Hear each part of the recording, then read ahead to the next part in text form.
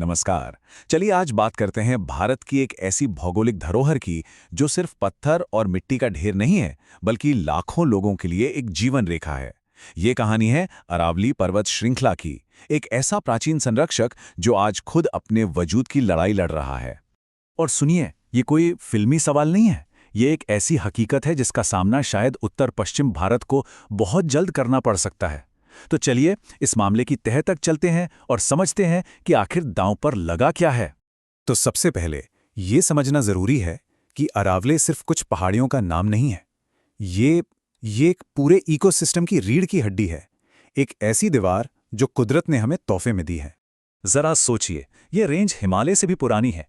ये कोई 650 किलोमीटर लंबी श्रृंखला है जो दिल्ली से लेकर गुजरात तक फैली हुई है, और सबसे बड़ा काम जो ये करती है वो है थार के रेगिस्तान को हमारे उपजाऊ मैदानों तक आने से रोकना। इतना ही नहीं, चंबल और साबरमती जैसी कितनी ही जरूरी नदियां यहीं से निकलती हैं। सच में ये एक जीवन देने वाली दीवार है। तो सवाल उठता है कि इतनी जरूरी, इतनी पुरानी पर्वत श्रृंखला आज खतरे में क्यों है? इसका जवाब छिपा है एक नियम में, एक ऐसा नियम जो इस प्राचीन संरक्षक के भविष्य पर ही एक बड़ा सवालिया निशान लगा रहा है। देखिए, सारी की सारी गड़बड़ एक कानूनी परिभाषा से शुरू होती है। एक नियम है जो कहता है कि 100 मीटर से कम ऊंचाई वाली पहाड़ियों पर माइनिंग यानी खनन किया जा सकता है। अब कागज पर तो एक छोटा सा नियम लगता है, लेकिन जमीन पर इसका असर बहुत ही विनाशकारी है। और अब जो आंकड़ा सामने आ रहा है वो सच में होश उड़ाने वाला है। अरावली की 93% पहाड़ियां, जी हां 93%, इस 100 मीटर की सीमा के नीचे आती हैं। इसका सीधा सीधा मतलब क्या हुआ? इसका मतलब ये हुआ कि लगभग पूरी की पूरी अरावली रेंज कानूनी तौर पर खनन के लिए खोल दी गई है। ये कुछ पहाड़ियों को हटाने की बात नहीं है, ये तो लगभग पूरी श्रृंखला को मिटा देने जैसा है। इस खतरे की गंभीरता को शायद ये एक लाइन ही सब कुछ बता देती है। एक्सपर्ट्स का साफ मानना है कि अगर अरावली को नहीं बचाया गया तो राजधानी दिल्ली को रेगिस्तान बनने से कोई नहीं रोक पाएगा। लेकिन अरावली के खत्म होने का असर सिर्फ दिल्ली पर नहीं होगा। यहां से तो एक डोमिनो इफेक्ट शुरू होगा, मतलब एक ऐसी चेन रिएक्शन जो पूरे उत्तर भारत के पर्यावरण को हमेशा हमेशा के लिए बदल कर रख देगी। तो होगा क्या? सबसे पहला असर, थार का रेगिस्तान, जिसे अरावली एक दीवार की तरह रोके हुए हैं, वो आगे बढ़ने लगेगा। हरियाणा, पंजाब और पश्चिमी उत्तर प्रदेश के जो हरे भरे खेत हैं वो रेत के टीलों में बदलने लगेंगे। मॉनसून का पूरा साइकिल बिगड़ जाएगा और धूल भरी आंधियां रोज की बात हो जाएंगी।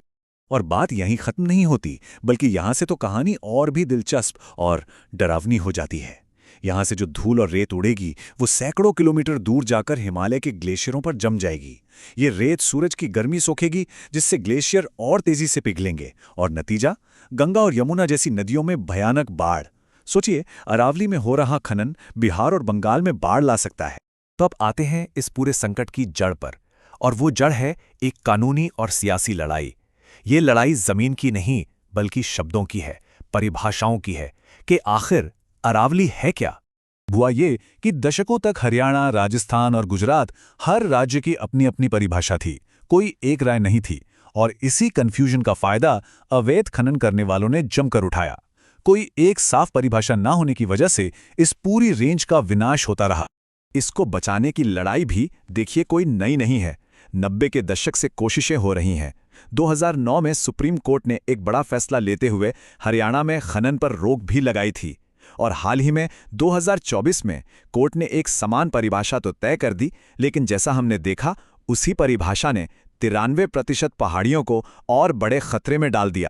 तो इस लड़ाई में सोनम वांगचुक जैसे कई एक्टिविस्ट एक बहुत ही पावरफुल संवैधानिक हथियार की बात कर रहे हैं, और वो है अनुसूची 6 यानी शेड्यूल 6।